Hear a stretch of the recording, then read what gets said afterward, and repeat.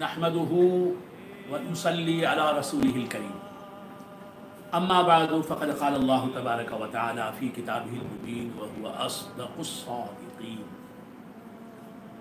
وإذ قال إبراهيم رب أرني كيف تحيي الموتى قال أولم تؤمن قال بلى ولكن ليطمئن قلبي قال فخذ أربعة من الطير فصرهن إليك ثم اجعل على كل جبل منهن جزءا ثم ادعوهن يأتينك سعيا فاعلم أن الله عزيز حكيم صدق الله مولانا العظيم وصدق رسوله النبي الكريم وبلغنا ونحن من الشاهدين والشاكرين والحمد لله رب العالمين. معزز و محترم حاضرین و ناظرین، اللہ تبارک و تعالیٰ کا بے انتہا فضل و کرم ہے کہ اس نے ہمیں سرکار دو عالم نور مجسم صلی اللہ تعالیٰ علیہ وآلہ وآصحابہ وسلم کی امت میں پر پیدا فرمایا اور ہمیں آپ کا امتی ہونے کا فخر عطا فرمایا۔ ارشاد ربانی ہے وَإِذْ قَالَ إِبْرَاهِيمُ رَبِّ أَرِنِي كَيْفَ تُحْيِي الْمَوْتَى۔ اللہ تعالیٰ اپنے کلام موجز نظام میں ارشاد فرماتا ہے، یاد کرو علیہ السلام، ربی اے میرے رب، ارنی کیف تحیی الموتى۔ حضرت ابراہیم علیہ السلام اللہ تعالیٰ سے فرماتے ہیں، التجا فرماتے ہیں، ربی اے میرے رب، ارنی مجھے دکھا، کیف تحیی الموتى کہ تو مردوں کو کس طرح زندہ کرتا ہے، کیوں کر تو مردے جلاتا ہے۔ قال اولم تؤمن، اللہ نے کہا، اللہ تعالیٰ نے ارشاد فرمایا اے ابراہیم علیہ السلام، کیا تم یقین نہیں رکھتے میرے احیاء موتا پر، مردوں کو زندہ کرنے پر؟ قال بلا، حضرت ابراہیم علیہ السلام نے فرمایا اے رب کیوں نہیں، بے شک میں اس صداقت، اس حقیقت پر یقین کامل رکھتا ہوں کہ تو مردوں کو زندہ کرنے والا ہے، مردوں کو زندہ کرنا تیری صفت ہے، تیری شان ہے۔ وَلَكِنْ لِيَطْمَئِنَّ قَلْبِي، لیکن میں نے جو آج تجھ سے دعا کی ہے کہ اے اللہ مجھے دکھا کہ تو مردوں کو کس طرح زندہ کرتا ہے، یہ میں نے دعا جو کی ہے اس لیے کی ہے تاکہ میرے قلب کو اطمینان نصیب ہو، میرے دل کو قرار آ جائے، میں دیکھ لوں کہ تو مردوں کو کیسے زندہ کرتا ہے۔ قال حق لہو، اللہ تعالیٰ نے ارشاد فرمایا اربعۃ من الطیر، اے ابراہیم علیہ السلام 4 پرندوں کو پکڑ لو، 4 پرندے، تفسیروں میں آیا وہ پرندے کیا پرندے تھے، ان میں 2 کاف سے شروع ہوتا ہے نام ان کا، 2 میم سے نام شروع ہوتا ہے، کوا کبوتر، کوا کبوتر، مور مرغ، یہ 4 پرندے۔ اللہ تعالیٰ نے فرمایا کہ خود پکڑ لو اے ابراہیم اربعۃ من الطیر، پرندوں میں 4 پرندوں کو پکڑ لو۔ وہ 4 پرندے کوا کبوتر، مور اور مرغ۔ اب ہماری فقہ میں ہم دیکھیں گے کہ کیا جائز ہے اور کیا ناجائز۔ کبوتر یہ حلال پرندہ ہے، کبوتر حلال پرندہ ہے، اونچا اڑنے والا پرندہ ہے، حلال پرندہ ہے، اور اس کی بیٹ جو ہے، بیٹ یعنی اس کا پاخانہ جسے آپ کہتے ہیں، بیٹ کبوتر کی پاک ہے۔ مسجدوں میں آپ دیکھتے ہوں گے کہ جگہ جگہ مسجدوں کے فرش پر کبوتروں نے بیٹ کی ہوئی ہوتی ہے، اور ہم نماز پڑھتے تو کبوتر کی بیٹ جو ہے وہ پاک ہے، اس لیے کہ کبوتر اونچا اڑنے والا پرندہ ہے، مرغی کی طرح نہیں ہے، مرغ کی طرح نہیں ہے۔ مرغ یہ پرندے ہیں لیکن اونچا نہیں اڑ سکتے، دور تک نہیں اڑ سکتے۔ کبوتر اونچا اڑنے والا پرندہ ہے اور حلال پرندہ ہے، اس کا گوشت کھانا حلال ہے، ماکول اللحم۔ تو جو پرندے حلال ہیں اور اونچا اڑتے ہیں ان کی آپ کو سمجھانے کے لیے میں نے کہا نجاست۔ تو کبوتر ہے یہ اونچا اڑنے والا حلال پرندہ ہے، طوطا ہے یہ اونچا اڑنے والا حلال پرندہ ہے، طوطے کا گوشت بھی کھایا جا سکتا ہے اسے ذبح کر کے شرعی طور پر۔ کبوتر ہے، طوطا ہے، مینا ہے،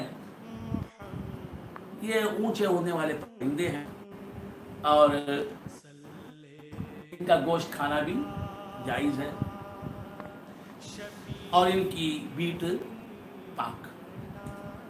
اللہ تبارک و تعالیٰ نے کبوتر کا حلال قرار دیا۔ اور کبوتر، مور، پیکاک جسے کہتے ہیں، مور جو ہے اونچا اڑنے والا پرندہ نہیں، اونچا اڑنے والا پرندہ نہیں، لیکن اس کا گوشت کھایا جا سکتا ہے، حلال ہے اس کا گوشت کھانا ذبح شرعی کے بعد۔ مور اور مورنی دونوں کا ایک ہی حکم ہے۔ تو مور اور کبوتر یہ دونوں حلال جانور ہیں، حلال پرندے ہیں۔ اور مرغ، کاک جسے کہتے ہیں، مادہ کو ہین کہتے ہیں۔ تو مرغی اور مرغی آپ اچھی طرح جانتے ہیں کہ ہم مسلمانوں میں ان کا گوشت کھانا بہت زیادہ رائج ہے، عرصہ دراز سے، مدتوں سے، صدیوں سے۔ سرور کونین صلی اللہ تعالیٰ علیہ وآلہ وآصحابہ وسلم نے بھی مرغی کا گوشت تناول فرمایا تھا۔ تو کبوتر، مرغ اور مور یہ پرندے ماکول اللحم ہیں، ان کا گوشت کھانا حلال ہے انہیں ذبح کر کے۔ اور کوا جو ہے جسے زاغ معروفہ بھی کہتے ہیں، آپ دیکھتے ہیں گھروں میں آتے جاتے رہتے کوے، کالا کوا، تو یہ کوا جو ہے یہ حرام ہے، اس کا گوشت کھانا حرام، حلال نہیں۔ تو عرض کر رہا تھا اللہ تبارک و تعالیٰ نے حضرت ابراہیم علیہ السلام سے فرمایا خود اربعۃ من الطیر، اے ابراہیم 4 پرندوں کو تم پکڑ لو، فَصُرْهُنَّ إِلَيْكَ، پھر انہیں اپنے سے مانوس کر لو، اپنی ذات سے مانوس کر لو، وہ تم سے محبت کرنے لگے، تم سے مانوس ہو جائیں۔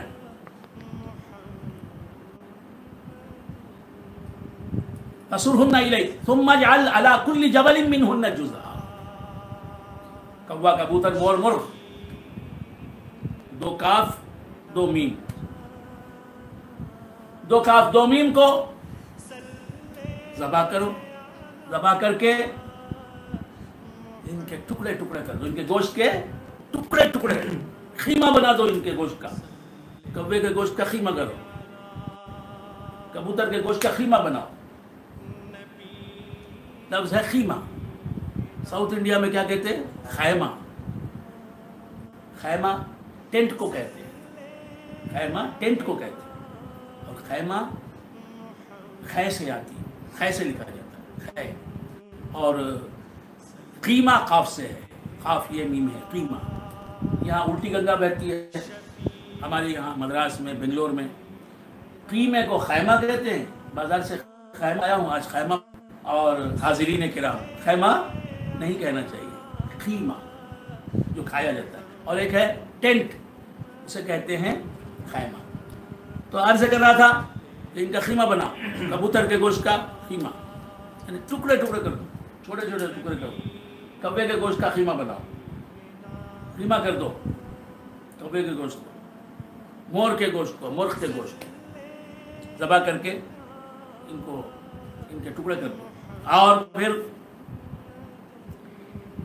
ایک جانور کے گوشت کو دوسرے پرندے کے گوشت میں ملا دو، کوے کے گوشت کو کبوتر کے گوشت کو،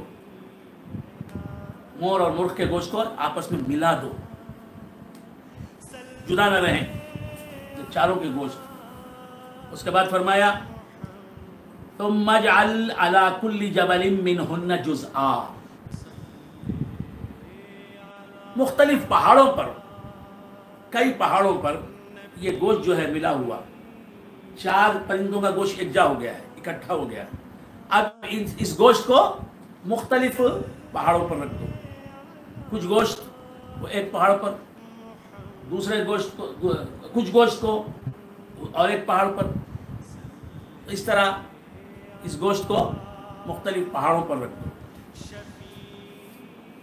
پھر فرمایا اللہ تبارک و تعالیٰ نے ثم ادعوهن یأتینک سعیا، پھر ابراہیم ان پرندوں کو پکارو جن پرندوں کو تم نے ذبح کر دیا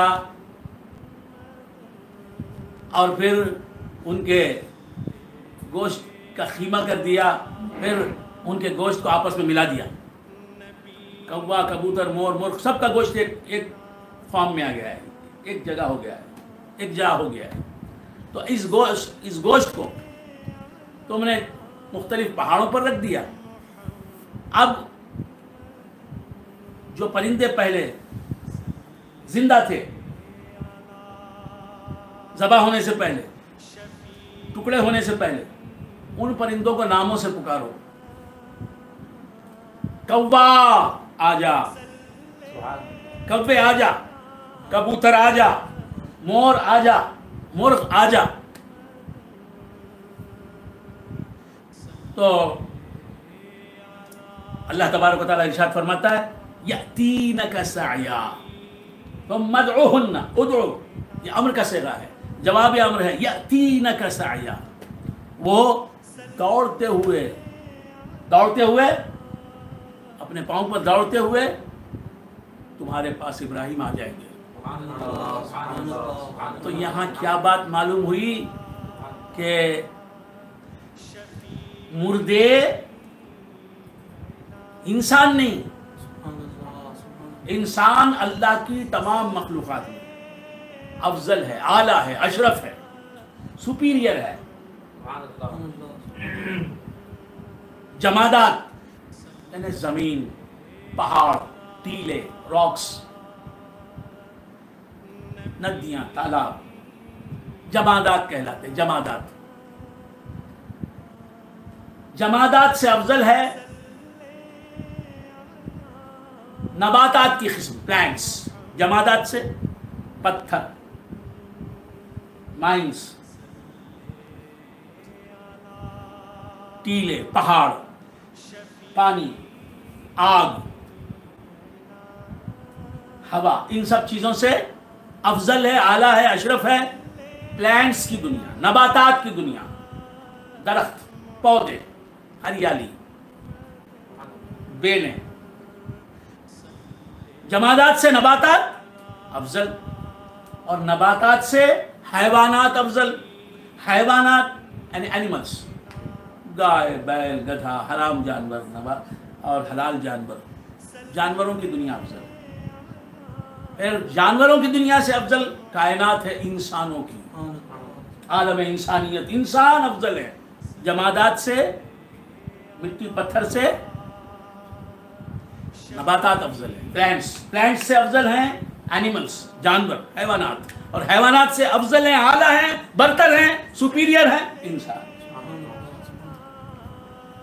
یہاں بات ہو رہی ہے انسان سے جو مفضول ہے، ادنا ہے درجے میں، کیٹیگری میں، انسان سے افضل نہیں، انسان سے پست ہے درجے میں، وہ ہے جانور، پرندہ۔ تو پرندہ مرنے کے بعد اسے پکارا جاتا ہے، تو مرنے کے بعد وہ پکارنے والے کی پکار کو سنتا ہے۔ پرندہ مرنے کے بعد پکارنے والے کی پکار کو سنتا ہے۔ حضرت ابراہیم علیہ السلام نے پرندے کو پکارا، ایک پرندے کو نہیں، 4 پرندوں کو پکارا، مرغ کو، مور کو، کوے کو، کبوتر کو۔ صرف حلال پرندوں ہی کو نہیں پکارا، حرام پرندے کو بھی پکارا، جسے فاسق کہا گیا ہے حدیث میں، برا جانور کہا گیا ہے پرندے، کوے کی مذمت آئی ہے حدیث میں، اس کی برائی آئی ہے حدیث میں. کوے کو پکارا تو کوا بھی، اسے بھی پکارا حضرت ابراہیم علیہ السلام نے. مور کو بھی پکارا حضرت ابراہیم علیہ السلام نے.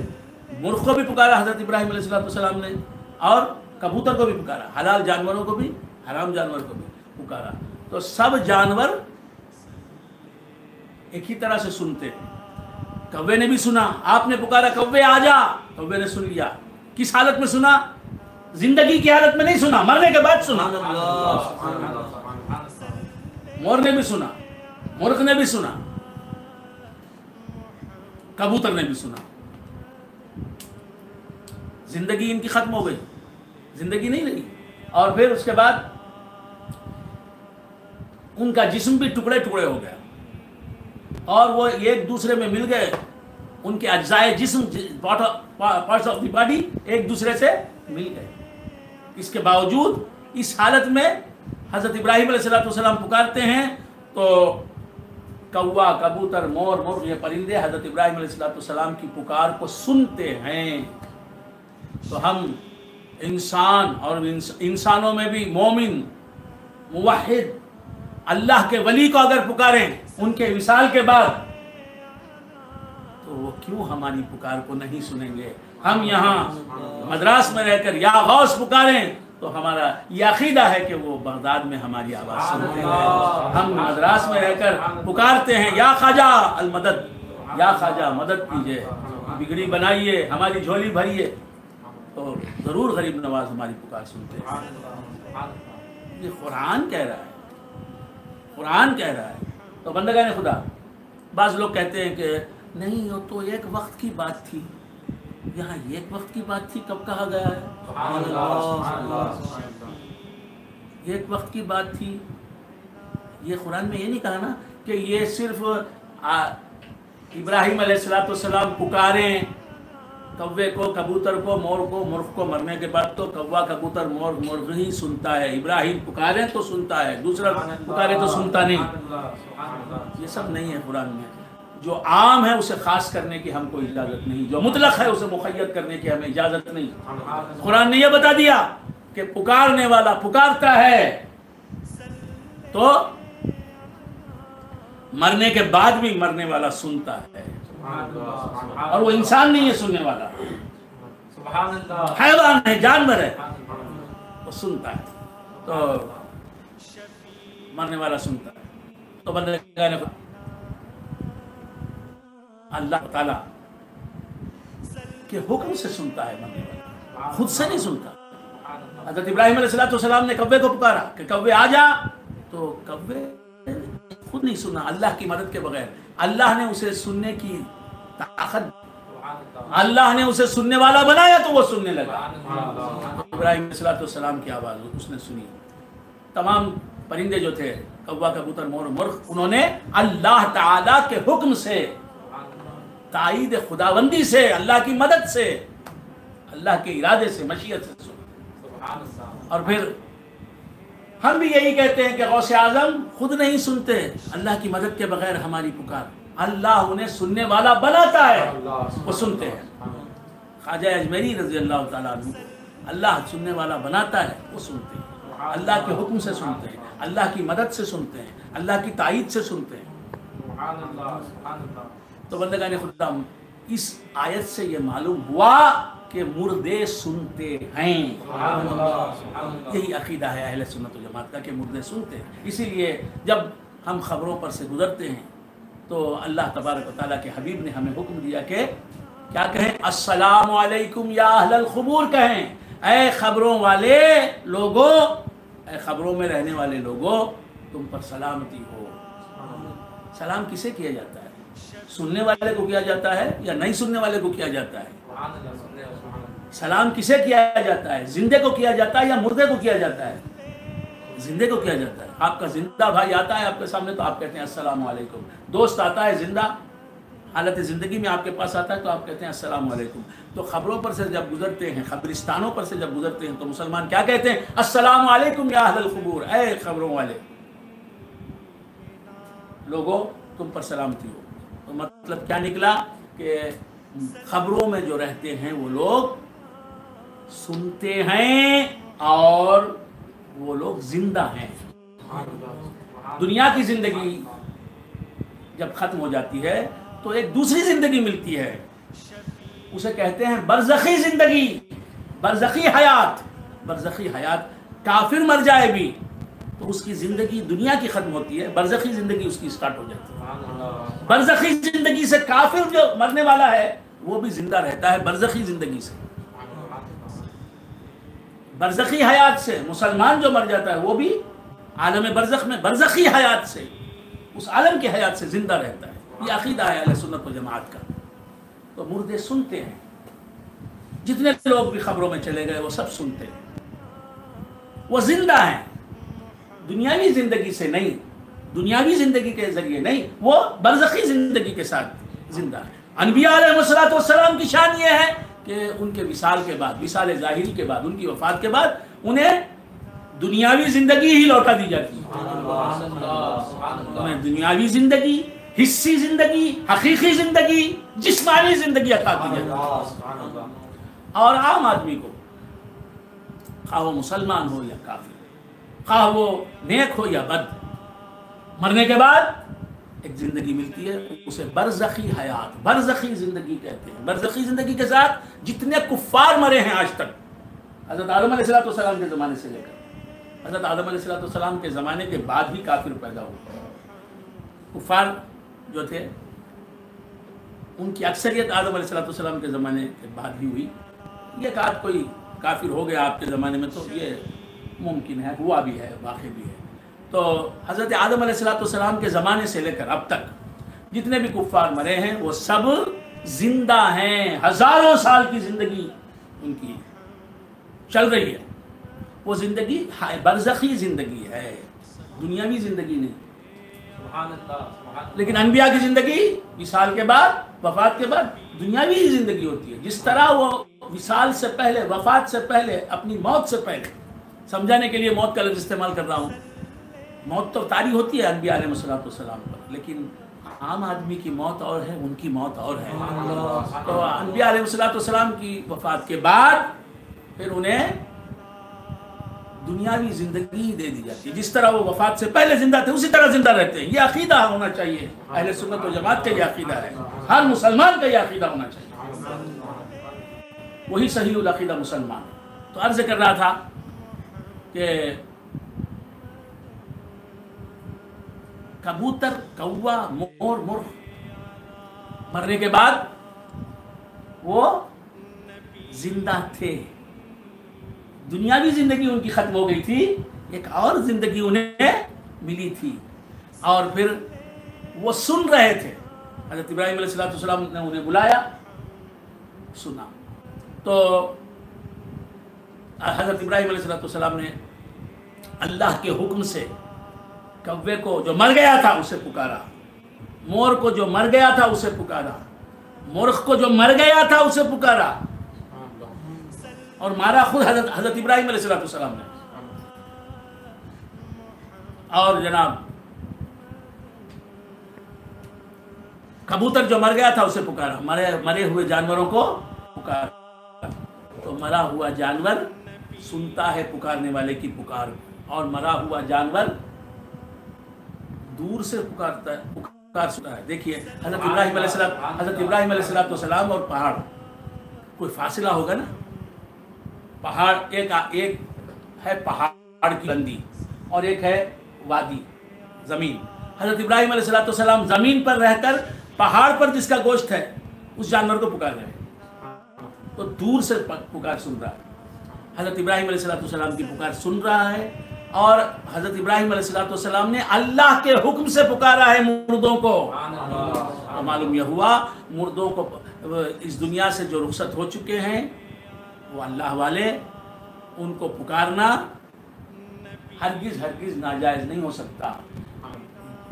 مرے ہوئوں کو پکارنا یہ کام ابراہیم علیہ السلام جیسے پیغمبر نے کیا.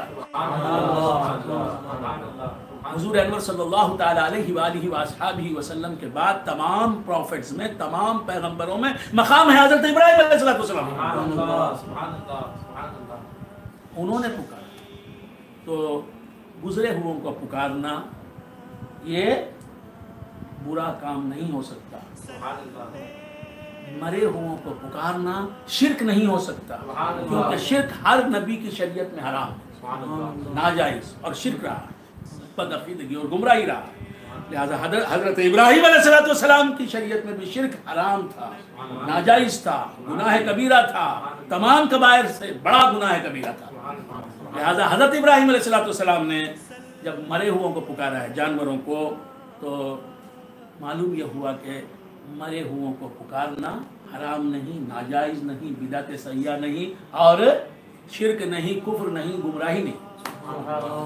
اور جب یہ بات معلوم ہوئی، حضرت ابراہیم علیہ السلام نے پکارا کوے، کبوتر، مور اور مرغ کو، تو حضرت ابراہیم علیہ السلام کی پکار بھی سنی مرے ہوئے جانوروں نے، اور پھر ان کی پکار کا مطلب بھی سمجھا۔ حضرت ابراہیم علیہ السلام کہہ رہے ہیں اے کوے آ جا، تو کوے نے مطلب سمجھ لیا۔ تو مر جانے والا مر جاتا ہے تو مر کر بھی وہ سننے کی صلاحیت رکھتا ہے، سمجھنے کی صلاحیت رکھتا ہے، ادراک اس کے اندر ہوتا ہے، سمجھ بوجھ اور تمیز اور عقل اس میں ہوتی ہے۔ تو کوے، کبوتر، مور اور مرغ نے حضرت ابراہیم علیہ السلام کی آواز بھی سنی، اور آپ کی آواز میں آپ کے کلام کا مطلب بھی سمجھا، اور آپ کے حکم کی فرما برداری میں اڑتے ہوئے کہاں پہنچ گئے؟ حضرت ابراہیم علیہ السلام کے پاس پہنچ گئے۔ چاروں پرندوں نے فرما برداری کی۔ تو اللہ والوں کی فرما برداری مرے ہوئے لوگ بھی کرتے ہیں، مرے ہوئے لوگ بھی کرتے ہیں۔ تو اللہ والے پیغمبر، اللہ کے احکام بتانے والے، اللہ کے احکام بتانے والے کا حکم جانور مانتے ہیں۔ تو ہمیں رسول اقدس صلی اللہ تعالی علیہ وآلہ وآلہ وسلم نے جیسی زندگی گزارنے کو کہا ہے ویسی زندگی گزارنا چاہیے۔ ہماری زندگی میں نمازیں ہونی چاہیے۔ آج ہماری زندگیوں میں نمازیں نہیں ہیں۔ کتنے لوگ ہیں، رمضان کا مہینہ آ چکا ہے، روزے نہیں ہیں، روزہ ان کی زندگی میں نہیں ہے، دن میں رمضان میں کھا رہے ہیں، پی رہے ہیں، سگریٹیں پی رہے ہیں، اور کتنے مسلمان ایسے بھی ہوں گے جو شرابیں پی رہے ہوں گے، روزے چھوڑ دیے، ہم نے روزے ترک کر دیے۔ اور پھر جناب بعض لوگ روزے سے تو رہتے ہیں لیکن سارا دن سوتے رہتے ہیں، فجر کی نماز غائب، ظہر کی نماز ندارت، عصر کی نماز ندارت، مغرب کی نماز ندارت، سوتے رہتے ہیں۔ اور پھر جناب اتنے لوگ ہیں رمضان کے مہینے میں سودی کاروبار کرتے ہیں، سود لیتے ہیں، سود دیتے ہیں، کوئی ان کو بولنے والا نہیں، کوئی ان کو بتانے والا نہیں۔ اور پھر جناب کتنے لوگ ہیں روزہ رکھتے ہیں، نماز نہیں پڑھتے، روزہ رکھتے ہیں، سودی کاروبار کرتے ہیں، روزہ رکھتے ہیں، جھوٹ بولتے ہیں بیپار میں، روزہ رکھتے ہیں، غیبت کرتے ہیں، روزہ رکھتے ہیں، چغلی کرتے ہیں، روزہ رکھتے ہیں، بد نظری کرتے ہیں، روزہ رکھتے ہیں، امانتوں میں خیانت کرتے ہیں، روزہ رکھتے ہیں، دوسروں کا مال ہڑپ لیتے ہیں، روزہ رکھتے ہیں، دوسروں کی جائیدادوں پر ناجائز قبضے جما لیتے ہیں۔ روزہ تو ہے ہمیں نیک بنانے کے لیے، روزہ ہے ہمیں متقی بنانے کے لیے، روزے ہم پر فرض کیے گئے ہیں لعلکم تتقون، تاکہ تم متقی ہو جاؤ، شریعت کی پابندی ہونی چاہیے۔ تو بندگان خدا، جانور مرنے کے بعد پیغمبر کی بات سنتے ہیں۔ ہم سب سے اعلیٰ پیغمبر کے امتی ہیں، سرکار مدینہ صلی اللہ تعالی علیہ وآلہ وآلہ وسلم جو سید الانبیاء ہیں، تمام پیغمبروں کے سردار ہیں، حضرت ابراہیم علیہ السلام کے بھی سردار ہیں۔ تو حضرت جناب محمد رسول اللہ صلی اللہ تعالی علیہ وآلہ وآلہ وسلم کے احکام پر ہمارا عمل نہیں ہے، ہم رسول اللہ کی نافرمانی کر رہے ہیں، ہم رسول اللہ کے احکام کی خلاف ورزی کر رہے ہیں، تو رسول اللہ کس طرح ہم سے راضی ہوں؟ جس سے رسول اللہ صلی اللہ علیہ وآلہ وآلہ وسلم خوش نہیں، وہ شخص کیسے زندگی میں خوش رہ سکتا ہے؟ حضور جس سے راضی نہیں وہ اپنی زندگی سے مطمئن نہیں رہ سکتا، خوشی کی زندگی اسے نہیں مل سکتی۔ بندگان خدا عرض کر رہا تھا کہ فخذ أربعة من الطير فصرهن إليك ثم اجعل على كل جبل منهن جزءا ثم ادعهن۔ حضرت ابراہیم علیہ السلام پکارتے ہیں، کیا منظر ہوگا، حضرت ابراہیم علیہ السلام پکار رہے ہوں گے، بحکم خدا بندی پکار رہے ہوں گے، اے کوے آ جا، اے کبوتر آ جا، اے مور آ جا، اے مرغ آ جا۔ کس یقین کے ساتھ پکار رہے تھے ابراہیم علیہ السلام جب پکار رہے تھے؟ جی میں پکار رہا ہوں کبوتر کو، ضرور آئے گا۔ میں کوے کو بلا رہا ہوں، آ جا کہہ رہا ہوں کوے کو، ضرور آئے گا میرے پاس۔ تو مردے سنتے بھی ہیں، سمجھتے بھی ہیں، سمجھ کر اس پر عمل بھی کرتے ہیں۔ تو اگر ہم اللہ والوں سے کہیں ان کے مزارات پر جا کر کہ یا غوث میری بگڑی بنا دو، تو وہ ہماری بات سنتے بھی ہیں، اور اللہ کے کرم سے ہم ان سے جو چیز مانگ رہے ہیں وہ چیز ہمیں دیتے بھی ہیں، ہماری بگڑی بنا دیتے ہیں۔ لوگ خواجہ سے جو ملتے ہیں تو کیا ملتا ہے، لوگ خواجہ سے جو ملتے ہیں تو کیا ملتا ہے، لاکھ ملنے کا یہ ملنا ہے خدا ملتا ہے۔ خواجہ غریب نواز کیا دیتے ہیں، اللہ ہی کو دیتے ہیں، تو اب دنیا کی چیزیں کیا نہیں دیں گے۔ خواجہ کا نام نکلا جو میری زبان سے، آنگن میں پھول گرنے لگے آسمان سے۔ جب سے خواجہ کا نام دھیان میں ہے، کتنی خوشبو میرے مکان میں ہے۔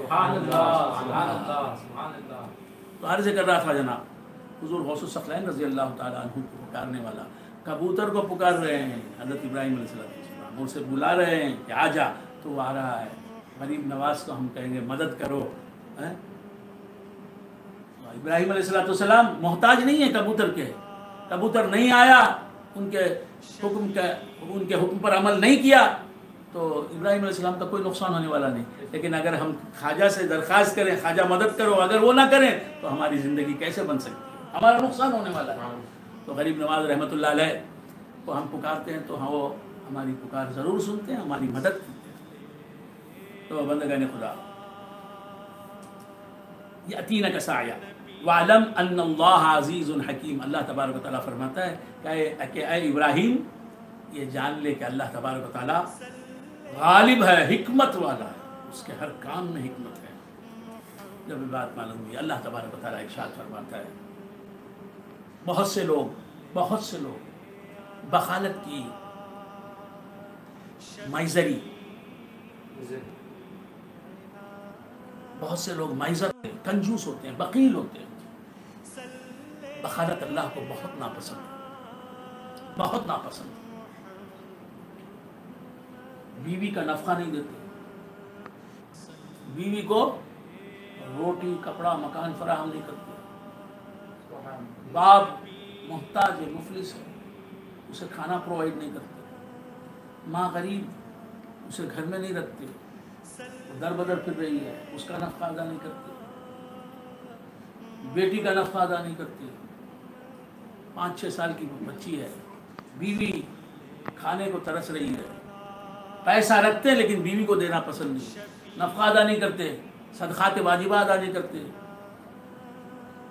بیوی کا نفقہ ادا نہیں کرتے، بچوں کا نفقہ نہیں ادا کرتے، ماں باپ کا نفقہ ادا نہیں کرتے، اور پھر زکوٰۃ نہیں دیتے، قربانی نہیں دیتے، حج ان پر فرض ہے، حج نہیں کرتے کیونکہ پیسہ خرچ ہوگا، تو صدقات واجبہ ادا نہیں کرتے، اور جو خرچ اسلام میں فرض کیا گیا ہے وہ خرچ نہیں کرتے۔ کس وجہ سے؟ کنجوس، مکھی چوس، کیا ہے وہ؟ کنجوس ہے، مائزرز۔ اللہ تعالیٰ کنجوسی سے بچائے۔ ہم نے بچپن میں حضرت سعدی شیرازی رحمۃ اللہ علیہ کا یہ شعر پڑھا تھا، بخیلر بود زاہد بہر و بر، بخیلر بود زاہد بہر و بر، بہشتی نباشد بحکم۔ اگر بخیل بڑا عبادت گزر ہے، نمازیں پڑھتا ہے، تراویح پڑھتا ہے، چاش بھی پڑھتا ہے، اوین بھی پڑھتا ہے، اشراق بھی پڑھتا ہے، نماز پڑھتا ہے، قرآن بھی پڑھتا ہے۔ قرآن پڑھو تو مخارج کے ساتھ پڑھو۔ کل بھی میں نے کہا تھا آمن الرسول بما انزل الیہ من ربہ والمؤمنون آمنوا باللہ وملائکتہ وکتبہ ورسلہ لا نفرق بین احد من رسلہ وقالوا سمعنا واطعنا غفرانک ربنا معاذ اللہ. اس طرح نہیں پڑھنا ہے.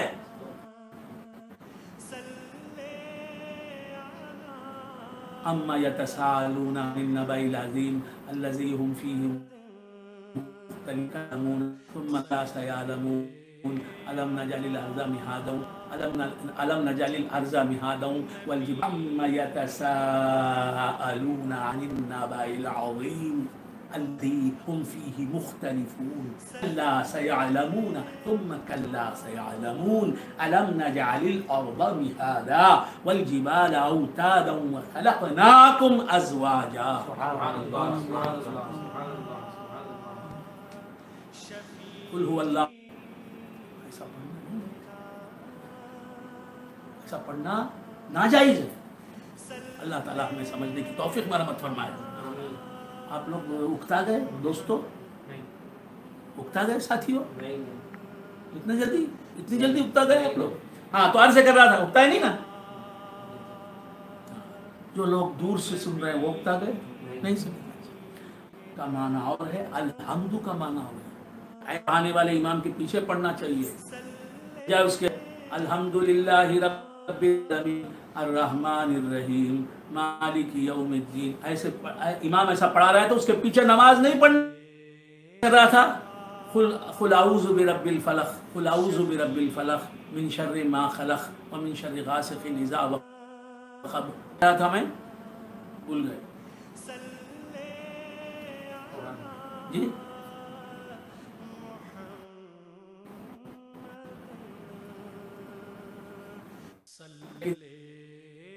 بخالت رفتار حج نہیں کرتی.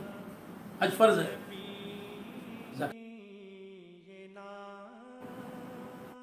بھوکی مر رہی ہے نفقہ ادا نہیں.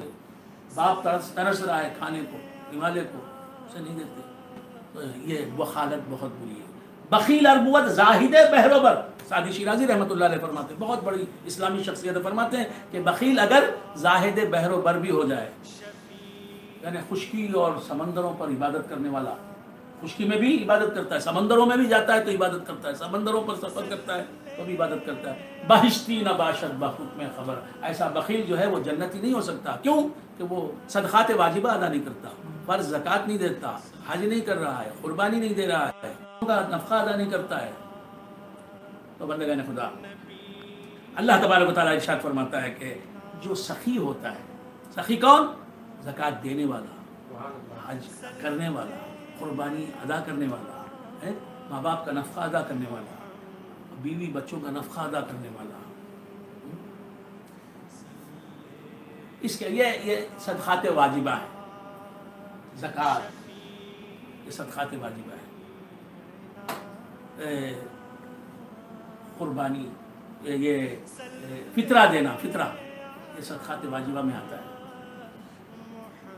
بیوی کا نفقہ، ماں باپ کا نفقہ اگر وہ محتاج ہیں، بچوں کا نفقہ، یہ صدقات واجبہ میں. اور زکوٰۃ. اس کے علاوہ جو خرچ ہے، حج صدقہ تو نہیں کہیں گے اسے. یہ حج جو ہے وہ کیا ہے؟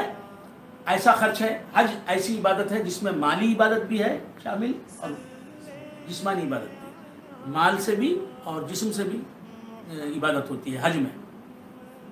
ہم مناسک حج ادا کرتے ہیں تو جسم سے ادا کرتے ہیں. طواف ہے، سعی ہے، اور جناب جو بھی حج کے مناسک ہیں وہ سب ادا کرتے ہیں. وقوف عرفات وغیرہ وغیرہ. تو جسم سے اور مال سے حج ادا کیا. تو جو خرچ کرنا اسلام میں واجب اور فرض قرار دیا گیا ہے، وہ خرچ نہ کرنے والا بخیل ہے، خرچ کرنے والا سخی ہے. اب اس کے علاوہ مستحب خرچ ہے. 11ویں شریف کرنا، 12ویں شریف کرنا، 22ویں شریف کرنا، والد کا انتقال ہو گیا برسی کرنا، والدہ کا انتقال ہو گیا برسی کرنا، یہ کرنے والا سخی ہے. نہ کرے تو اپنے اعتبار سے بخیل ہے. مستحب جو خرچ ہے وہ ادا نہیں کر رہا ہے، وہ خرچ نہیں کر رہا ہے، تو مستحب کے درجے کا بخیل ہے، اسے بھی بخیل کہتے ہیں، لیکن وہ ایسا بخیل نہیں ہے جو 11ویں نہ کرے، 12ویں نہ کرے، 22ویں نہ کرے، اور جناب سہمنی نہ کرے، کوئی فاتحہ نہ کرے، اور غریبوں کی مدد نہ کرے، یتیموں پر اپنا روپ خرچ نہ کرے، تو اسے مستحب خیرات سے، صدقات سے محروم ہے، ایسی نیکی سے محروم ہے جو مستحب ہے، لیکن اس کی وجہ سے وہ جہنم میں جائے گا، اللہ اس سے ناراض ہے، یہ سب نہیں کہہ سکتے۔ کرے مستحب کام کرتا ہے کوئی کرنے والا تو اسے ثواب ملتا ہے، نہیں کرتا تو کوئی گناہ اس کے سر نہیں ہوتا۔ صدقات واجبہ جو ادا نہیں کرتا، واجب خرچ جو ادا نہیں کرتا، وہ بخیل ایسا بخیل ہے کہ بہشتی نباشت بحکم خبر، وہ جنت میں نہیں جائے گا۔ اللہ معاف کر دے، یہ الگ بات ہے، لیکن شریعت نے جو بتایا ہے تو اسے عذاب بھگتنا پڑے گا۔ اللہ تبارک و تعالیٰ اپنے عذاب سے ہمیں محفوظ رکھے۔ تو عرض کر رہا تھا، اللہ تبارک و تعالیٰ ارشاد فرماتا ہے، میرے والد گرامی جو میرے استاد شریعت بھی ہیں، میرے پیر طریقت بھی ہیں، حضرت شمس المفسرین علامہ الحاج سید شاہ محمد عمر عامر کلیمی، حسنی الحسینی، جعفری الجیلانی، چشتی قادری، قدس اللہ سرہ العزیز، یہ اس آیت پر بہت بولتے تھے، بخل کی مذمت بہت کرتے تھے، بخیلوں کی مذمت بہت کرتے تھے، اور سخیوں کی بڑی تعریف کرتے تھے، سخاوت انہیں بہت پسند تھی۔ میرے والد گرامی، میرے پیر طریقت، میرے استاذ شریعت کے جیسا سخی میں نے کسی کو دیکھا نہیں۔ میرے والد اور میری والدہ، اللہ تبارک و تعالیٰ انہیں جنت فردوس میں اپنے حبیب لبیب صلی اللہ تعالیٰ علیہ وآلہ وآلہ وسلم کا پڑوس عطا فرمائے۔ میری والدہ بہت سخی تھی، میں نے ان کے جیسی سخی کسی خاتون کو نہیں دیکھا۔ تو عرض کر رہا تھا، اللہ تبارک و تعالیٰ ارشاد فرماتا ہے، مثل الذین ينفقون اموالهم فی سبیل اللہ کمثل حبہ، اللہ فرماتا ہے کہ جو لوگ اللہ کو راضی کرنے کے لیے اپنا دھن خرچ کرتے ہیں، اپنی دولت خرچ کرتے ہیں، اللہ کو راضی کرنے کے لیے، اللہ کے راستے میں جو لوگ اپنا پیسہ خرچ کرتے ہیں، ویسے بخیل بھی شراب پینے کے لیے اپنا پیسہ خرچ کرتا ہے، زناکاری میں اپنا پیسہ خرچ کرتا ہے، نامحرم عورتیں ان کو خوش کرنے میں اپنا پیسہ خرچ کرتا ہے، شہرت کے لیے اپنا پیسہ خرچ کرتا ہے، ریاکاری کے لیے اپنا پیسہ خرچ کرتا ہے، لیکن وہ سبیل اللہ میں خرچ نہیں ہے، وہ اللہ کو راضی کرنے کے لیے خرچ نہیں۔ اللہ تعالیٰ فرماتا ہے، مثل الذین ينفقون اموالهم فی سبیل اللہ، جو اللہ کے راستے میں اپنا دھن خرچ کرتے ہیں، اللہ تبارک و تعالیٰ کو راضی کرنے کے لیے جو اپنا دھن خرچ کرتے ہیں، ان مدات میں اپنا دھن خرچ کرتے ہیں جن مدات میں خرچ کرنا اپنا دھن اللہ کو راضی کرنے کا سبب بنتا ہے۔ تو مثل الذین ينفقون اموالهم فی سبیل اللہ کمثل حبہ، اللہ تعالیٰ فرماتا ہے جو اللہ کے راستے میں اپنا پیسہ خرچ کرتے ہیں، روپیہ خرچ کرتے ہیں، مال خرچ کرتے ہیں، ان کے خرچ کرنے، ان کے انفاق فی سبیل اللہ، اللہ کے راستے میں خرچ کرنے کی مثال حبہ، ایک دانے کی سی ہے، ایک دانے کی سی ہے، سیڈ، دانا، ویدے تامل زبان میں، علاقائی زبان میں، صوبائی زبان میں کیا کہتے ہیں اسے؟ ویدے۔ دیکھیے کتنی اچھی ساؤنڈنگ ہے ویدے، ہماری دانا کتنا خوبصورت تلفظ ہے۔ تو کیا کہتا ویدے، تامل والے کہتے ہیں ویدے یعنی دانا، بیج، فارسی میں کہتے ہیں تخم۔ تو ایک دانے کی سی مثال ہے، حبۃ، دانا، کمثل حبہ انبتت سبع سنابل، انبتت سبع سنابل، وہ دانا جب زمین میں جاتا ہے، ایک دانا جب زمین میں گیا، انبتت، اس نے اگائے، اس ایک دانے نے اگائے، وہ دانا زمین میں گیا تو جانے کے بعد کیا ہوا؟ ایک دانا، جاندار چیز ہے یہ دانا، سیڈ، ویدے، جاندار چیز ہے، لیونگ تھنگ ہے نہیں، بے جان چیز ہے۔ اب سائنس والے کچھ بھی کہیں، عام لوگ کیا سمجھتے ہیں؟ دانا بے جان چیز ہے۔ جب وہ زمین میں جاتا ہے تو کیا کرتا ہے؟ زمین میں جا کے فنا ہو جاتا ہے؟ نہیں، ایک چیز کو بقا دیتا ہے. وہ جو زمین میں چلا گیا، دفن ہو گیا دانا، وہ دانا زمین میں جانے کے بعد فنا نہیں ہوتا، بلکہ ایک پودے کی شکل میں نکلتا ہے، یا ایک درخت کی شکل میں زمین سے باہر آتا ہے. شکل بدل جاتی ہے. بات سمجھ میں آ رہی ہے؟ تو دانا زمین میں جاتا ہے تو فنا نہیں ہوتا، درخت کی شکل میں باہر آتا ہے. تو خواجہ زمین میں گئے ہوں فنا ہو جائیں گے؟ نہیں. خواجہ زمین میں جا کے ہزاروں کو خواجہ بنا رہے ہیں. ایک دانہ زمین میں گیا تو درخت کی شکل میں زمین سے باہر آیا. اب وہ درخت جو ہے اس میں کئی دانے لگے، کئی پھل لگے. ایک پھل زمین میں گیا یا ایک بیج زمین میں گیا تو اس سے کئی پھل باہر آتے. تو بندگان خدا عرض کر رہا تھا کہ کمثل حبۃ، ایک دانہ زمین میں گیا، انبتت، اس دانے نے اگائے. اگانا اللہ کا کام ہے. اگانا زمین سے نباتات کو نکالنا، اگانا پلانٹس کو نکالنا، زمین سے برآمد کرنا، یہ اللہ کا کام ہے. اللہ تبارک و تعالیٰ یہ کام اپنی مخلوق کی طرف منسوب کر رہا ہے. اگانا اللہ کا کام ہے. کئی جگہ اللہ نے فرمایا انبتنا بھی، ہم نے اگایا زمین سے. انبتنا، انبات، اگانے کی صفت اللہ اپنی طرف منسوب کر رہا ہے قرآن میں کئی مقامات پر. اور یہاں اللہ تعالیٰ کہتا ہے کہ جو دانہ زمین میں گیا اس دانے نے اگائے. انبتت، تو اللہ بھی اگاتا ہے، دانہ بھی اگاتا ہے. اللہ کا اگانا حقیقی ہے، دانے کا اگانا مجازی ہے. اسی طرح اللہ بھی مدد کرتا ہے، غوث اعظم بھی مدد کرتے ہیں. اللہ کا مدد کرنا حقیقی ہے، غوث اعظم کا مدد کرنا مجازی ہے. اللہ کا مدد کرنا اپنی ذات سے، اور غوث اعظم مدد کرتے ہیں تو اللہ کی مدد سے، اللہ کے عون سے، اللہ کی تائید سے، اللہ کے حکم سے. کمثل حبۃ انبتت سبع سنابل، جب وہ زمین میں گیا دانا تو زمین اس دانے نے اگائے. کیا اگائے؟ 7 خوشے، 7 بالیاں. اب مدراس والوں کو نہ خوشوں کا معنی معلوم ہے نہ بالیوں کا معنی معلوم ہے. خوشہ، خے واو شین ہے، خوشہ اسے کہتے ہیں.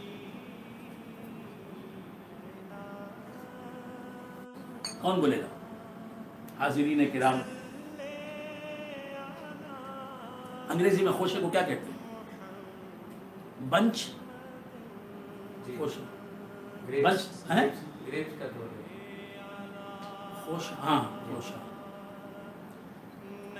اور بھی کئی بنچ ہوتے ہیں نا، کئی قسم کے ہوتے ہیں نا. کارن، پاپ کارن کا ہوتے، کارن کے ہوتے ہیں بنچ. خوشہ، بالی کہتے ہیں. سمجھ گئے آپ؟ کیا بولتے ہیں؟ کیا فرماتے ہیں؟ ہاں، تو جو اسٹائلش بنچ کو اسٹائلش بولتے ہیں؟ نہیں. اچھا، تو کیا عرض کر رہا تھا؟ ایک دانہ زمین میں گیا تو اس دانے سے ایک پودا زمین سے باہر آیا، اور اس میں 7 بالیاں لگی ہوئی. 7 بالیاں، 7 خوشے. فی کل سنبلۃ مئۃ حبۃ، اللہ تبارک و تعالیٰ ارشاد فرماتا ہے کہ ہر بالی میں 100 دانے لگے ہوئے ہیں. تو ایک دانہ زمین میں جا کے کتنے دانوں کے نکلنے کا باعث بنا، سبب بنا؟ 700 دانوں کا. ایک دانہ زمین میں گیا، اس کی وجہ سے ایک پودا زمین کے باہر آیا، اور اس پودے میں 7 بالیاں لگی ہوئی ہیں، 7 خوشے، اور ہر خوشے میں 100 دانے. تو ایک دانے نے کتنے دانے دیے؟ 700. زمین کے اندر ایک دانہ گیا تو کتنے دانے زمین سے باہر آئے؟ تو اللہ والا کوئی خبر میں جاتا ہے تو اس کے خبر میں جانے کی وجہ سے اسلام رکتا نہیں، اور پھیلتا ہے. بات سمجھ میں؟ تو ایک خواجہ غریب نواز خبر میں روپوش ہوئے تو آج کتنے چشتی نظر آ رہے ہیں. کتنے چشتی نظر آ رہے ہیں. یہ چشتیہ باغ کبھی مرجھانے والا نہیں ہے. یہ سلسلہ چشتیہ بہشتیہ کبھی ختم ہونے والا نہیں. ہم چشتی ہیں، ہمیں فخر ہے کہ ہم چشتی ہیں، فخر سے کہو ہم چشتی ہیں. ہم کیا ہیں؟ چشتی نظامی بندہ نوازی ہیں. نظام الدین محبوب الہی دہلی والے، ان سے ہمیں نسبت ہے، ان کے خدموں سے ہم وابستہ ہیں. بندہ نواز گیس و دراز گلبرگے والے، وہ ہمارے پیر ہیں، ان سے ہمیں نسبت ہے. خواجہ معین الدین چشتی سے ہمیں نسبت ہے. قطب الدین بختیار کاکی دہلوی سے ہمیں نسبت ہے. بابا فرید گنج شکر پاک پٹن شریف کی سرزمین میں جو آسودہ ہیں، ان سے ہمیں نسبت ہے. بات سمجھ میں؟ دلچسپ کس قدر ہے دربار چشتیوں کا. سبحان اللہ. نظروں میں پھر رہا ہے نقشہ بہشتیوں کا. تو عرض کر رہا مثل الذین ينفقون اموالهم فی سبیل اللہ کمثل حبۃ انبتت سبع سنابل فی کل سنبلۃ مئۃ حبۃ. ہر خوشے میں 100 دانے. تو 1 روپیہ اگر آپ اللہ کے راستے میں خرچ کریں گے تو اللہ تبارک و تعالی کی رحمت سے امید کی جا سکتی ہے کہ اسی دنیا میں وہ 700 روپیہ آپ کو عطا فرمائے گا. وہاں تو 1 کے بدلے میں 700 کا ثواب ضرور ملے گا آخرت میں. اللہ کے کرم سے امید کی جا سکتی ہے، امید واسق رکھی جا سکتی ہے کہ اس دنیا میں بھی اللہ تبارک و تعالیٰ 1 کے بدلے میں 700 عطا فرمائے. اس کے بعد اللہ تعالیٰ فرماتا ہے تو 1 روپیہ اگر آپ خرچ کریں گے اللہ کے راستے میں، زکوٰۃ میں 1 روپیہ خرچ کریں گے تو انشاءاللہ اللہ آپ کو 700 روپیہ دے گا. اگر آپ صدقہ واجبہ میں یا صدقہ نافلہ میں 11ویں شریف میں، 12ویں شریف میں، 22ویں شریف میں آپ اگر اپنا روپیہ حلال کا مال خرچ کریں گے، 11ویں شریف کر رہے ہیں، رشوت کے پیسے سے 11ویں شریف کر رہے ہیں، اللہ کی بارگاہ میں 11ویں قبول ہوگی. غوث اعظم اس 11ویں سے کو پسند فرمائیں گے. رشوت کے پیسے سے 11ویں کر رہا ہے، سودی کاروبار کر رہا ہے، اس پیسے سے 11ویں کر رہا ہے. ایسی 11ویں سے 1000 درجہ بہتر ہے 11ویں نہ کرنا. 12ویں کر رہا ہے، میلاد کا جلسہ منا رہا ہے سود کے پیسے سے. استغفر اللہ، استغفر اللہ، لاکھ بار استغفر اللہ، معاذ اللہ، 100,000 بار معاذ اللہ. رشوت کے پیسے سے زکوٰۃ دے رہا ہے. رشوت کا پیسہ تیرا پیسہ ہی نہیں. امانت پہ خیانت کر کے تو جو ہے 22ویں کر رہا ہے، یہ تیرے پیسے ہی نہیں. آج بہت سے مالدار بنے ہیں تو ان کے پاس جو دھن ہے، مال ہے، وہ ان کا ہے ہی نہیں. ان کے بھائی کا ہے، انہوں نے داب لیا ہے. بہن کا ہے، ناجائز قبضہ جما لیا ہے. خسر کا ہے، انہوں نے ہڑپ لیا ہے، اپنا بنا لیا ہے. تو اس طرح مالدار بن گئے، اکڑ کے چل رہے ہیں. ارے بھائی تیرے پاس جو پیسہ ہے جس کی وجہ سے تو مالدار کہلاتا ہے، وہ تیرا پیسہ ہے بھی کہ نہیں بھی. تو عرض کر رہا تھا واللہ اللہ کے راستے میں خرچ وہی پیسہ کرنا چاہیے. اللہ طیب لا يقبل الا الطیب. اللہ پاک ہے، پاک مال ہی کو قبول کرتا ہے. حلال کی آمدنی زکوٰۃ میں دیجیے، حلال کی آمدنی سے حج کیجیے، حلال کی آمدنی سے صدقہ واجبہ ادا کیجیے، صدقہ نافلہ ادا کیجیے. حلال کی آمدنی سے 11ویں کیجیے، حلال کی آمدنی 12ویں کیجیے. حرام کی آمدنی سے 12ویں کرنا حرام ہے، 11ویں شریف کرنا حرام ہے. حرام کی آمدنی، حرام پیسے سے. واللہ یضاعف لمن یشاء. اور 11ویں 12ویں تو کرتے ہیں. مدارس جو چل رہے ہیں، اہل سنت و جماعت کے مدارس جو چل رہے ہیں، آپ غوث اعظم کو راضی کرنے کے لیے مدارس جو اسلامیہ چل رہے ہیں، اہل سنت و جماعت کے مدارس، ان مدارس میں اپنا پیسہ خرچ کیجیے. اور جو نیکی کر رہے ہیں آپ، ان مدارس کو چندہ دے رہے ہیں، اس کی نیت یہ رکھیے کہ یہ جو نیکی کر رہا ہوں میں، یہ پیران پیر کی بارگاہ میں ایصال ثواب ہے، نذر ہے، نیاز ہے. تو 11ویں کر کے لوگوں کو کھانا کھلانے سے بہتر ہے کہ آپ اپنے پیسے کو 11ویں اس طرح آپ کریں کہ آپ اپنے پیسے کو کسی مستند اہل سنت و جماعت کے مدرسے میں خرچ کرتے ہیں. اور 1000 روپے خرچ کرتے ہیں، 2000 روپے خرچ کرتے ہیں، 10,000 روپے خرچ کرتے ہیں، لاکھ روپے خرچ کرتے ہیں، کیجئے. اور نیت یہ کر لیجئے کہ یا اللہ اس خرچ کو میں غوث اعظم کی 11ویں کے طور پر خرچ کر رہا ہوں. یہ غوث اعظم کی 11ویں کیا ہے؟ غوث اعظم کی نیاز ہے. تو یہ غوث اعظم کی نیاز ہے، یہ اسکار خیر کا ثواب نیاز کے طور پر میں غوث اعظم کی بارگاہ میں پہنچا رہا ہوں. اللہ پہنچا دے گا. تو بندگان خدا واللہ واسع علیم، اللہ تبارک و تعالیٰ وسعت رکھنے والا اور علم والا ہے. تو بندگان خدا عرض کر رہا تھا کہ اللہ تبارک و تعالیٰ کی شان کیا ہے. اللہ فرماتا ہے آمن الرسول بما انزل الیہ من ربہ والمؤمنون. رسول کون؟ رسول سرکار دو عالم صلی اللہ علیہ وآلہ وآصحابہ وسلم. ایک بات بتاؤں میں آپ کو، بڑے مزے کی بات. ہم کیا کلمہ پڑھتے ہیں؟ لا الہ الا اللہ محمد الرسول اللہ. لا الہ الا اللہ محمد الرسول اللہ، یہ کلمہ ہے نا ہمارا. بولو کلمہ طیبہ، لا الہ الا اللہ محمد الرسول اللہ. یہ کلمہ ہمارا ہے، میرا کلمہ، میرے استاد کا کلمہ، میرے پیر کا کلمہ، غوث اعظم کا کلمہ، خواجہ اجملی کا کلمہ، بابا فرید گنج شکر رحمۃ، تمام اولیاء کا کلمہ، صحابہ کا کلمہ، صدیق اکبر کا کلمہ، یہ صحابہ کا کلمہ.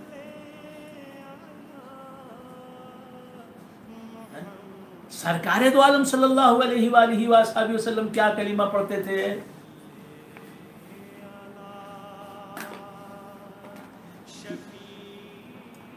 سرکار کا کلمہ کیا ہے؟ ہم تو کلمہ پڑھتے ہیں لا الہ الا اللہ محمد الرسول اللہ.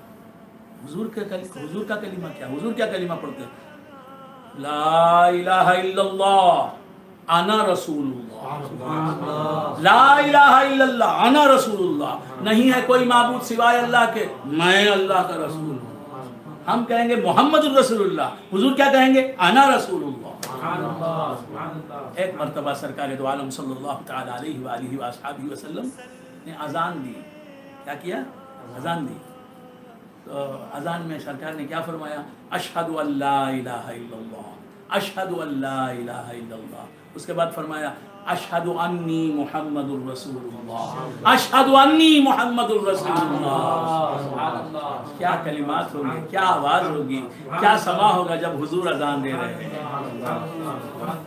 دنیا بھر کے مؤذن اور ان کی اذانیں اس اذان دینے والے پر قربان. اللہ تعالیٰ فرماتا ہے آمن الرسول بما انزل الیہ من ربہ والمؤمنون. اے ایمان والو، تم میں سب سے بہتر یہ میرا محبوب محمد الرسول اللہ ہے. تمام ایمان والوں میں ایسا ایمان لانے والا کوئی نہیں. ایسا سب سن کر ایمان لاتے ہیں، رسول اللہ دیکھ کر ایمان لاتے ہیں. اللہ کو آپ نے اپنے سر کی آنکھوں سے دیکھا، اللہ کی جنت کو آپ نے اپنے سر کی آنکھوں سے دیکھا، دوزخ کو دیکھا، حوروں کو دیکھا، غلمان کو دیکھا، جناب فرشتوں کو دیکھا. سب سے بڑا فرشتہ، سب سے بڑا فرشتہ ہر روزانہ حضور کی بارگاہ میں آتا، حضرت جبرائیل امین. ایک بار نہیں، کئی بار روزانہ حضور کی بارگاہ میں حاضری دیتے تھے. کون؟ حضرت جبرائیل امین، سب سے بڑے فرشتے. تو کیا عرض کر رہا تھا؟ اللہ تعالیٰ فرماتا ہے آمن الرسول بما انزل الیہ من ربہ. محمد سے افضل کوئی نہیں. محمد بھی دیکھو ایمان رکھتے ہیں، محمد رسول اللہ ایمان لائے مجھ پر. سمجھ میں آئے؟ صدیق اکبر رضی اللہ تعالیٰ عنہ کا ایمان، صدیق اکبر رضی اللہ تعالیٰ عنہ کا ایمان. سرکار دو عالم نور مجسم صلی اللہ تعالی علیہ وآلہ وآصحابہ وسلم ارشاد فرماتے ہیں کہ اگر تمام مسلمانوں کا ایمان ایک پلڑے میں رکھ دیا جائے اور ایک صدیق اکبر کا ایمان ایک پلڑے میں ترازو کے رکھ دیا جائے تو ایمان ابو بکر جو ہے اس کا پلڑا بھاری ہو جائے. تو عرض کر رہا تھا اللہ فرماتا ہے آمن الرسول بما انزل الیہ من ربہ. رسول یعنی محمد رسول اللہ صلی اللہ تعالی علیہ وآلہ وآلہ وسلم ایمان لائے. ہم ایمان لائے نا، ہم ایمان لائے الحمدللہ، ہم سب مومن ہیں. اللہ تعالیٰ ایمان پر ہمارا خاتمہ بھی کرے. کچھ رہے یا نہ رہے پر یہ دعا ہے کہ امیر نزا کے وقت سلامت میرا ایمان رہے. یا خدا جب جسم میں جب تک کہ میری جان رہے، یا خدا جسم میں جب تک کہ میری جان رہے، تجھ پہ صدقے تیرے محبوب پر قربان رہے، کچھ رہے یا نہ رہے پر یہ دعا ہے کہ امیر نزا کے وقت سلامت میرا ایمان ایمان رہے۔ تو ہم جو ایمان لاتے ہیں یہ ہمارا کام ہے، ہم جو ایمان لاتے ہیں یہ ہمارا کام ہے۔ اللہ تبارک و تعالیٰ قرآن حکیم میں ارشاد فرماتا ہے واللہ خلقکم وما تعملون، اللہ نے تمہیں بھی پیدا کیا اور تمہارے تمام اعمال کو بھی پیدا کیا۔ ایمان جو ہے ہمارا وہ ہماری عبادت ہے، ہمارا نیک کام ہے۔ تو ایمان ہمارا کام ہے۔ اللہ فرماتا ہے تم بھی اللہ کی مخلوق، اللہ نے تم کو بھی پیدا کیا، تمہاری ذاتوں کو بھی پیدا کیا، تمہارے ہر نیک اور برے کام کو بھی اللہ تعالیٰ نے تخلیق فرمایا۔ تو ایمان ہمارا نیک کام ہے، تو ہمارے ایمان کو بھی اللہ تبارک و تعالیٰ نے پیدا کیا۔ ہمارا ایمان بھی اللہ کی ایک مخلوق ہے، ہر مومن کا ایمان اللہ کی مخلوق ہے، اور اللہ کی ہر مخلوق کس سے پیدا ہوئی؟ انا من نور اللہ وکل شیء من نوری، میں اللہ کے نور سے پیدا ہوا اور ہر شے میرے نور سے پیدا ہوئی۔ تو ہم سب کا ایمان حضور کے نور سے پیدا ہوا، حضور کے نور سے بنا ہے، حضور کے نور سے بنا ہے۔ تو حضور کے نور سے جو چیز بنی ہے اس کی حفاظت کون کریں گے؟ میرے خون سے جو بچہ پیدا ہوا اسے میں کسی آفت میں دیکھنا پسند نہیں کرتا، اسے ہر تکلیف سے بچاتا ہوں جہاں تک مجھ سے ہو سکتا ہے، ہر پریشانی سے بچانے کی کوشش کرتا ہوں۔ حضور کے نور سے ایمان بچا ہے، ایمان پیدا ہوا ہے، لہذا ہمارے ایمان کی محافظت کون کرتے ہیں؟ سرور کونین صلی اللہ علیہ وآلہ وسلم۔ بات سمجھ میں آ رہی؟ ایمان ہمارے قلب میں ہے، ایمان ہمارے اندر ہے، اسی لیے حضور بھی ہمارے اندر ہیں۔ وَاعْلَمُوا أَنَّ فِيكُمْ رَسُولَ اللَّهِ، یہ جان لو کہ اللہ کا رسول تمہیں میں ہے، تمہارے ایمان کی حفاظت کر رہا ہے، تمہاری جان کی حفاظت کر رہا ہے۔ تو بندگان خدا،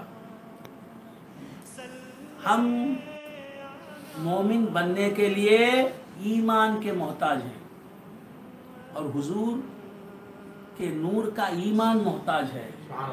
حضور کے نور سے ایمان بنا ہے، ایمان نے ہمیں مومن بنایا، اور ایمان بنا حضور کے نور سے، حضور کی وجہ سے۔ آمن الرسول بما انزل الیہ من ربہ والمؤمنون، اسی لیے ہم کہتے ہیں کہ حضور جان ایمان ہے، ایمان کی جان ہے، ایمان ان کے نور سے نکلا ہے۔ جیسے آفتاب سے کرن نکلتی ہے، ایمان ایک کرن ہے، مصطفیٰ آفتاب ہے۔ آمن الرسول بما انزل الیہ من ربہ والمؤمنون، رسول ایمان لیا ہے اس وحی پر، اس کتاب پر، جو اس کلام الہی پر جو ان کی طرف اتارا گیا۔ والمؤمنون، اور تمام ایمان والے بھی ایمان لیا ہے۔ کل آمن باللہ، سب ایمان لائے، کس پر ایمان لائے؟ اللہ پر، وملائکتہ، اور اس کے تمام فرشتوں پر۔ تو اللہ پر ایمان لانا فرض ہے، اللہ پر ایمان جو نہیں لائے گا وہ مومن نہیں ہو سکتا۔ اور اللہ پر ایمان لانا صرف یہی کافی نہیں ہے مومن بننے کے لیے، مسلمان بننے کے لیے، وملائکتہ، اللہ کے تمام فرشتوں پر ایمان لانا ضروری ہے، فرض ہے مسلمان بننے کے لیے۔ وکتبہ، اور اللہ کی تمام آسمانی کتابیں، تمام کتابیں، توراۃ، زبور، انجیل، قرآن، جتنی بھی اللہ نے کتابیں نازل فرمائی، جتنے بھی اللہ نے صحیفے نازل کیے، صحیفہ دانیال ہے، صحف موسیٰ ہے، صحف ابراہیم ہے، صحف آدم ہے، ان تمام صحیفہ کہتے ہیں چھوٹی کتاب۔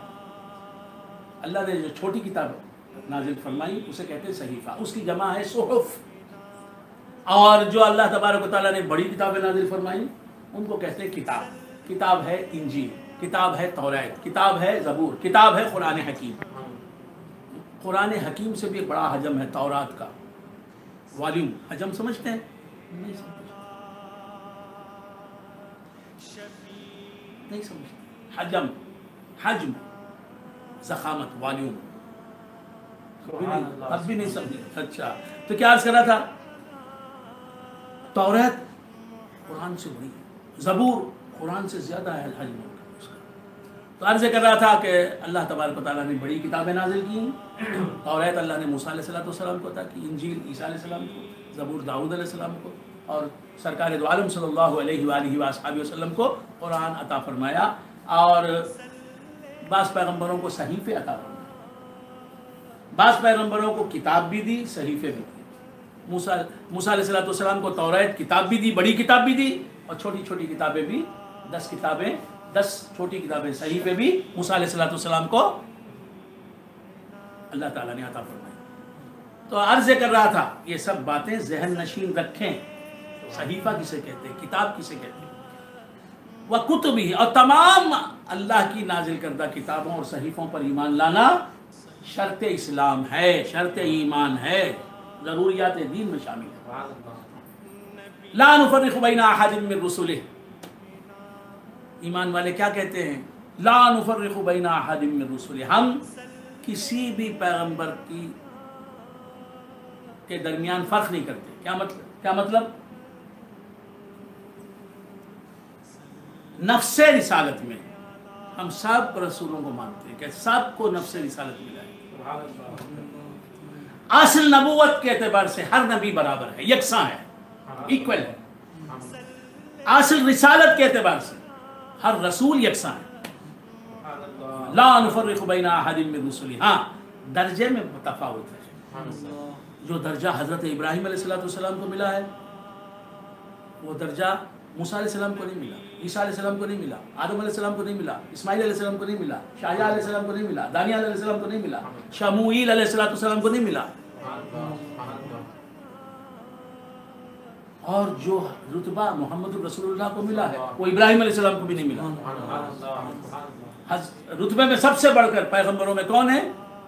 جناب محمد رسول اللہ صلی اللہ علیہ وآلہ وسلم، میرے نبی، رتبے میں، درجے میں سب سے بڑے۔ ان کے بعد درجہ کس کا ہے؟ حضرت ابراہیم علیہ السلام۔ ان کے بعد درجہ کس کا ہے؟ حضرت موسیٰ علیہ السلام کا۔ یہ اتفاقی بات ہے۔ اب اس کے بعد چوتھے درجے پر کون آتے ہیں؟ اختلاف روایت ہے، اختلاف رائے ہے۔ حضرت عیسیٰ علیہ السلام ہے۔ پانچویں درجے پر حضرت نوح علیہ السلام ہے۔ کوئی دوسرے پیغمبر کا نام لیتے ہیں۔ باہر کہتے پیغمبروں میں درجے میں تفاوت ہے۔ نبی کون ہے میرے سرور سے بہتر، وہ فخر رسول ہر پیغمبر سے بہتر، وہ کر میرے حق میں جو ہے تیرے شایاں، میں بدتر سے بدتر تو بہتر سے بہتر۔ لا نفرق بین احد من رسل، اسی طرح مگر حضور اور تمام انبیاء اصل نبوت میں برابر ہے، درجے میں حضور کا مرتبہ سب سے بلند ہے۔ اسی طرح لوگوں کا بھی عالم ہے، کوئی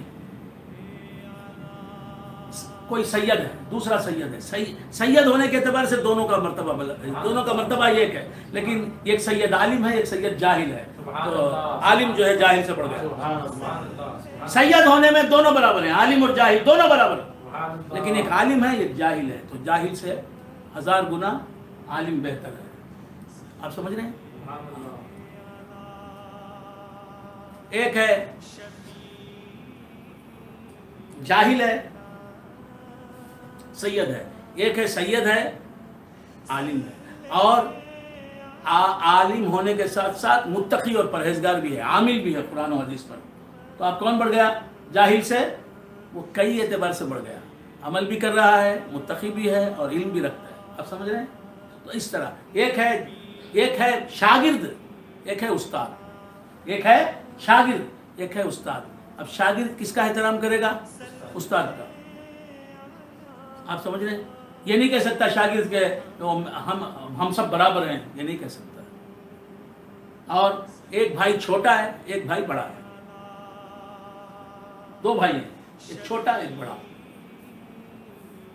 چھوٹا کس کا احترام کرے گا؟ بڑے بھائی کا۔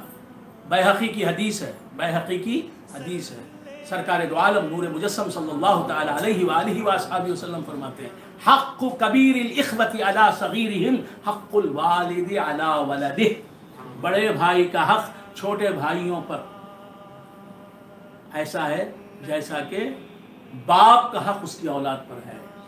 یہ بیہقی کی حدیث ہے، اٹھا کے دیکھ لیں آپ، سرور کونین صلی اللہ تعالی علیہ وآلہ وآصحابہ وسلم کی حدیث ہے، حدیث مرفوع ہے۔ حضور فرماتے ہیں حق کبیر الاخوۃ علی صغیرہم حق الوالد علی ولدہ۔ بڑے بھائی کا حق چھوٹے بھائیوں پر ویسا ہے جیسا باپ کا حق بیٹوں پر ہے، اپنی اولاد پر ہے، تمام اولاد پر ہے. بات سمجھ کہ ابھی جیسے کا لفظ بھی میں استعمال کر رہا ہوں، حدیث میں نہیں ہے.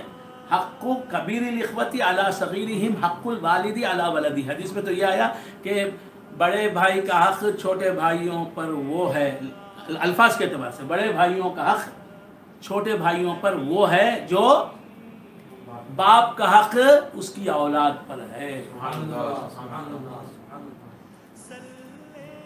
ایسا جیسا بھی نہیں ہے. تو اللہ تبارک و تعالی ہمیں بڑوں کا احترام کرنے کی توفیق عطا فرمائے، استاد کا احترام کرنے کی توفیق عطا فرمائے. استاد کا احترام کیا لکھا ہے بزرگوں نے؟ استاد کا حق ماں باپ کے حق سے زیادہ ہے، ماں باپ کے حق پر استاد کا حق مقدم ہے. میرے شاہ کمال کلمات کمالیہ میں ہمارے 8واں دادا پیر لکھتے ہیں کہ ماں باپ کے حق پر مقدم ہے استاد کا حق.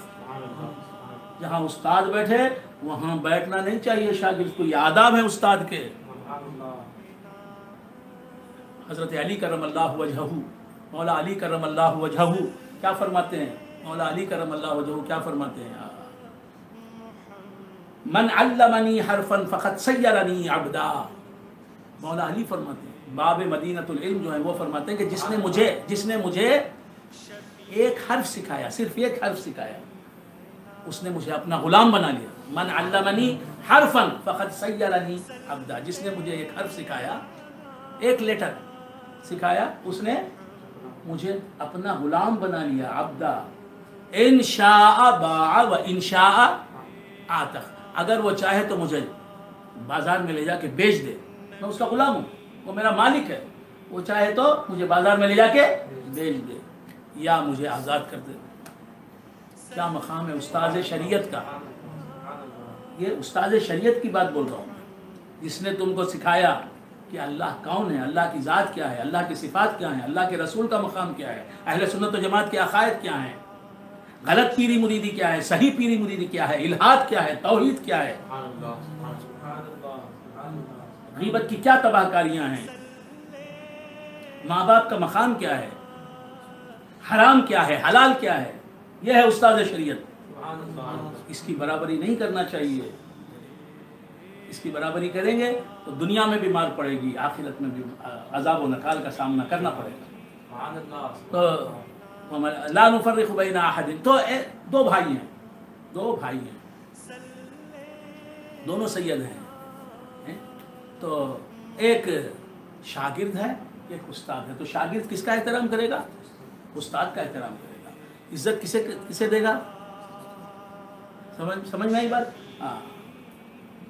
استاد کے برابر دوسروں کو نہیں مانے گا، استاد کے برابر دوسرے کو نہیں ماننا چاہیے. استاد کو جو احترام دیتے ہیں آپ، وہ احترام دوسرے کو نہیں دینا چاہیے.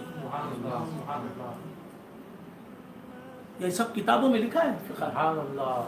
تو عرض کر رہا تھا آج کل کا معاملہ کیا ہے، استاد شرع کی غیبتیں ہو رہی ہیں. استاد شرع، استاد طریقت کی ٹانگ کھینچی جا رہی ہے، اسے ذلیل و رسوا کرنے کی کوشش کی جا رہی ہے، اسے ہر محاذ پر شکست دینے کی تدبیریں سوچی جا رہی ہیں. لا نفرق بین احد من رسلہ وقالوا سمعنا واطعنا غفرانک ربنا والیک المصیر. وقالوا سمعنا واطعنا. ایمان والے کیا کہتے ہیں؟ ہم نے سنا اور ہم نے اطاعت کی.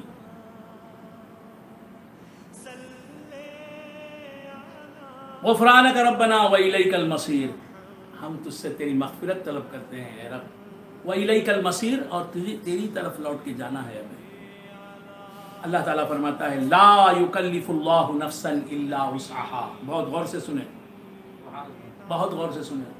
میں بہت ضروری باتیں پیش کرتا چلا جا رہا ہوں، بہت ضروری باتیں، اور آپ لوگ اکتا رہے ہیں، بیزار ہو رہے ہیں. وقت ہو گیا انشاءاللہ العزیز. ابھی تو بہت سی باتیں مجھے کرنی تھی، وقت ساتھ نہیں دیتا. دامان وقت کی تنگی کا تقاضا ہے کہ تقریر یہیں روک دوں. میں اللہ تبارک و تعالیٰ سے دعا کرتا ہوں کہ اللہ ہم نے جو کچھ سنا ہے اس پر ہمیں عمل کرنے کی توفیق عطا فرما. اے اللہ ہمیں نیک بنا دے، ایک بنا دے. سرکار دو عالم صلی اللہ تعالی علیہ وآلہ وآصحابہ وسلم نے فرمایا من لم یرحم صغیرنا ولم یوقر کبیرنا فلیس منا، کہ جو حضور نے فرمایا لیس منا من لم یرحم صغیرنا ولم یوقر کبیرنا، وہ ہم میں سے نہیں ہے جو ہمارے چھوٹوں پر رحم نہیں کرتا اور ہمارے بڑوں کا احترام اور ادب نہیں کرتا، توقیر نہیں کرتا، تعظیم نہیں کرتا۔